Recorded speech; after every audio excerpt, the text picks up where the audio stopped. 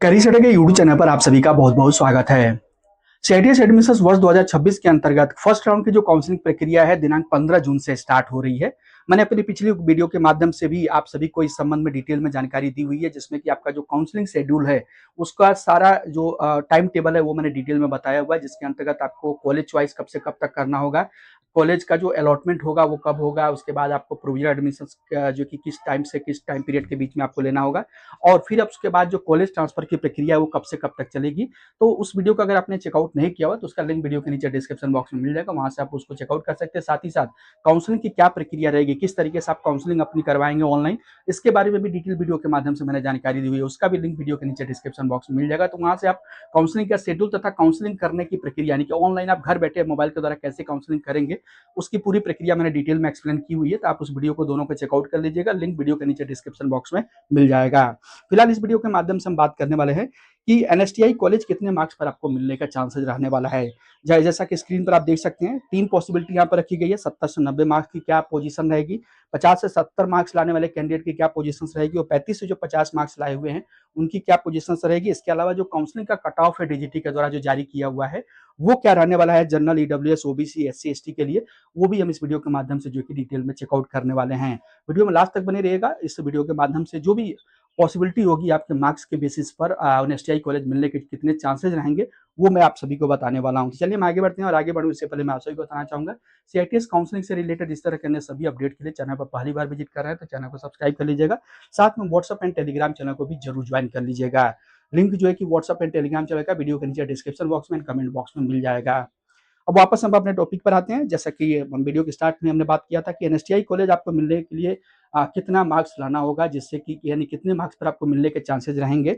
और उसके पहले अगर हम बात करें कि काउंसलिंग का कट ऑफ क्या रहेगा, तो काउंसलिंग के कट ऑफ के अंतर्गत देख सकते हैं जो डीजीटी की तरफ से काउंसलिंग कट ऑफ निर्धारित किया गया है। जनरल के लिए 33 नंबर रखा गया है। इनके 33 नंबर लाए हुए कैंडिडेट हैं, अगर आप जनरल हैं तो ही आप काउंसलिंग में भाग ले सकेंगे। उसी तरह से अगर आप ओबीसी, डब्ल्यूएस कैंडिडेट हैं और मिनिमम 29 मार्क्स लाए हुए हैं तो आप काउंसलिंग की प्रक्रिया में भाग ले सकेंगे।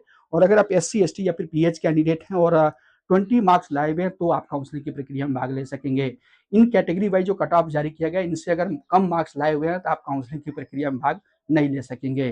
ध्यान देने वाली चीज ये कि इस काउंसलिंग कट ऑफ का मतलब ये नहीं है कि अगर आप काउंसलिंग की प्रक्रिया में भाग लेते हैं तो आपको कॉलेज अलॉटमेंट हो ही जाएगा। कॉलेज अलॉटमेंट तीन फैक्टर पर डिपेंड करता है। एक आपका पहला चीज है कि मेरिट यानी कितना मार्क्स आपने प्राप्त किया है, दूसरा है आपका कोटा यानी कि आरक्षण आपने किस चीज का लिया हुआ है, और तीसरा सीटों की अवेलेबिलिटी पर यानी कितनी सीटें अवेलेबल हैं इनके बेसिस पर। तो ये तीन फैक्टर मेन रोल का प्ले करते हैं आपके कॉलेज अलॉटमेंट में। इन्हीं के बेसिस पर आपका कॉलेज अलॉटमेंट किया जाता है। अब यहाँ पर पॉसिबिलिटी की बात करते हैं, तो यहाँ पर देख सकते हैं जो पॉसिबिलिटी के अंतर्गत मैंने तीन चार अलग अलग पॉसिबिलिटी यहाँ पर जो कि डिसाइड किया हुआ, जिसके अंतर्गत अगर आप 90 मार्क्स से ज्यादा लाए हुए हैं तो ऐसे में आपके लिए पॉसिबिलिटी का कोई मतलब ही नहीं बनता है। 90 मार्क्स लाने वाले कैंडिडेट कहीं पर भी जो भी कॉलेज चाहते हैं आसानी से आप उस कॉलेज में एडमिशन ले सकते हैं। इसलिए मैं 90 से ऊपर वाले कैंडिडेट के लिए यहाँ पर पॉसिबिलिटी के लिस्ट में नहीं उनको ऐड किया हूँ, क्योंकि 90 प्लस जो लाए हुए कैंडिडेट है उनका आसानी से कोई भी कॉलेज जो भी वो कॉलेज चाहते हैं वो आपको आसानी से मिल जाएगा। लेकिन अगर आप 70 से 90 मार्क्स लाए हुए हैं तो ऐसे में जो आपका कॉलेज मिलने का जो चांसेज होगा वो कुछ इस तरीके से होगा कि फर्स्ट से सेकंड काउंसलिंग के बीच में आपको कॉलेज अलॉटमेंट हो जाएगा।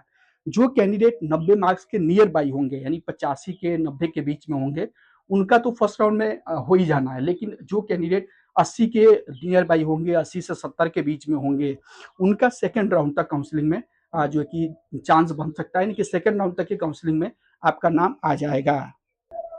अब यहाँ पर कोटा का कोई ज्यादा इफेक्ट नहीं पड़ेगा, क्योंकि 70 से 90 मार्क्स लाए हुए कैंडिडेट उनका मार्क्स इतना ज्यादा है कि कोटा की जरूरत ही नहीं है। वो आप किसी भी कैटेगरी जनरल कैटेगरी के तौर पर अगर आप इतना मार्क्स लाए हुए हैं 70 से 90, तो आपको किसी और कैटेगरी की जरूरत नहीं है। आप आसानी से कोई भी कॉलेज में अपना एडमिशन सुनिश्चित कर सकते हैं। ये 70 से 90 वालों के लिए बात कर रहा हूँ।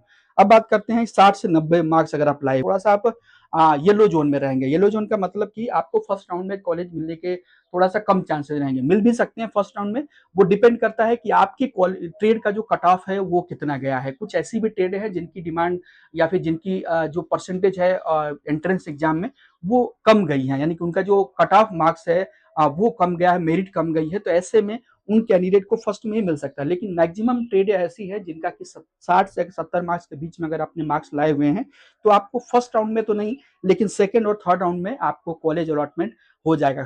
कुछ कैंडिडेट होंगे जो 70 के पास होंगे, उनको सेकंड में ही कॉलेज अलॉटमेंट हो जाएगा, लेकिन जो 60 के नियर बाई होंगे उनका थर्ड राउंड तक जाते जाते आसानी से आपको कॉलेज अलॉटमेंट हो जाएगा। यानी कि 60 से 70 नंबर लाने वाले जो कैंडिडेट हैं वो सेफ हैं, आपको सेकंड या थर्ड राउंड तक जाते जाते कॉलेज अलॉटमेंट आपका भी हो ही जाएगा। सीआईटीएस का क्रेज है वो सबसे ज्यादा इस साइड उत्तर प्रदेश, बिहार, उड़ीसा, झारखंड, ये जो स्टेट है, राजस्थान है, मध्य प्रदेश है, इन्हीं में ज्यादा है। तो यहाँ पर जो परसेंटेज होता है कट ऑफ का वो ज्यादा जाता है। उसके बाद 50 से 60 मार्क्स की बात करते हैं। जो 50 से 60 मार्क्स लाए हुए हैं इनका भी कॉलेज जो कि मिलने के चांसेस रहेंगे, लेकिन इनको थर्ड राउंड तक जाना पड़ सकता है। यानी कि थर्ड राउंड की काउंसलिंग में ही आपको कॉलेज मिलेगा। उसके पहले भी आपको कॉलेज मिल सकता है। कुछ कुछ ऐसी ट्रेडें हैं जिनका मेरिट कम गई है तो उनका सेकंड राउंड में भी आपको मिल सकता है। बट मैक्सिमम जो ट्रेडें हैं उनका जो अगर 50 से 60 मार्क्स आप लाए हुए हैं तो आपको थर्ड राउंड की काउंसलिंग तक जाना पड़ सकता है। थर्ड राउंड की काउंसलिंग तक आपका कॉलेज अलॉटमेंट हो जाएगा। अब यहाँ पर रोल प्ले करेगा आपका जो आपने कोटा लिया होगा। अगर आप जनरल हैं और जनरल में ईडब्ल्यूएस कैंडिडेट हैं तो आपको 50 से 60 मार्क्स पर आप आसानी से एनएसटीआई कॉलेज भी प्राप्त कर सकते हैं ईडब्ल्यूएस का, अगर आपके पास कोटा है। तो उसी तरीके से अगर आप पीएच कैंडिडेट हैं या फिर एक्स सर्विसमैन हैं या फिर एक कोई और आपने कोटा लगाया हुआ है, तो ऐसे में आपके जो चांसेज होते हैं बाकी जनरल कैंडिडेट की तुलना में बढ़ जाते हैं। तो ये आपको यहाँ पर बेनिफिट दिलाएगा। तो 50 से 60 नंबर वाले थर्ड काउंसलिंग तक इनको कॉलेज अलॉटमेंट हो जाएंगे। उसके बाद बात करते हैं कि 50 से नीचे जो मार्क्स लाए हुए कैंडिडेट हैं, 50 से नीचे, तो 50 से नीचे वाले जो कैंडिडेट होंगे उनको भी थर्ड राउंड तक मिलेगा या फिर स्पोर्ट राउंड की काउंसलिंग। स्पोर्ट राउंड की काउंसलिंग आपके लिए नया वर्ड होगा। स्पोर्ट राउंड की काउंसलिंग जैसा कि आपने अभी तक देखा, आपने फर्स्ट, सेकंड और थर्ड 3 काउंसलिंग जो कि चलेगी। अभी 3 काउंसलिंग जो है कि ऑनलाइन तरीके से आप चॉइस करेंगे कॉलेज का सब कुछ, लेकिन जो स्पोर्ट काउंसलिंग होती है वो ऐसी होती है कि इसमें जो भी कॉलेज में सीटें बची हुई हैं उसके सापेक्ष में आप डायरेक्टली वहां पर जाकर के एडमिशन लेते हैं। उसको स्पोर्ट राउंड की काउंसलिंग बोला जाता है। तो थर्ड राउंड या फिर स्पोर्ट राउंड की काउंसलिंग में जो 50 से नीचे मार्क्स लाए हुए कैंडिडेट हैं वो अपना एडमिशन ले सकेंगे।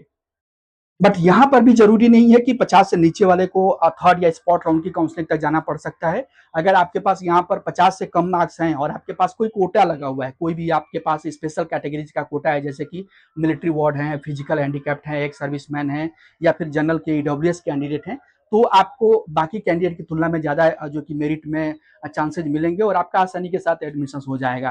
तो यहाँ पर आपके जो अलग अलग जो आपने आरक्षण का लाभ लिया होगा वो ज्यादा फैक्टर यहाँ पर प्ले करेगा और उसके बेसिस पर आपको कॉलेज अलॉटमेंट आसानी से 50 से कम मार्क्स लाए हुए हैं तो भी आपका हो जाएगा।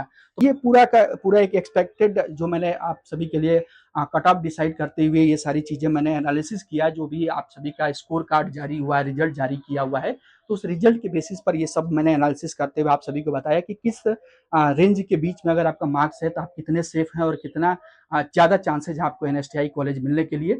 बाकी एनएसटीआई और आईटोट के बारे में आप डिटेल में जानकारी लेना चाहते हैं कि क्या दोनों में अंतर है, एनएसटीआई से में के अगेंस्ट में एनएसटीआई आईटोट जो कॉलेज होते हैं उनमें क्या डिफरेंसेज होते हैं, एडमिशन लेना चाहिए या फिर नहीं लेना चाहिए, तो इसके बारे में भी डिटेल वीडियो के माध्यम से मैंने आप सभी को अपडेट प्रोवाइड किया हुआ है। उसका लिंक वीडियो के नीचे डिस्क्रिप्शन बॉक्स में मिल जाएगा, तो वहां से आप एनएसटीआई और आईटोट में क्या डिफरेंसेज है उसको भी आप डिटेल में चेकआउट कर सकते हैं।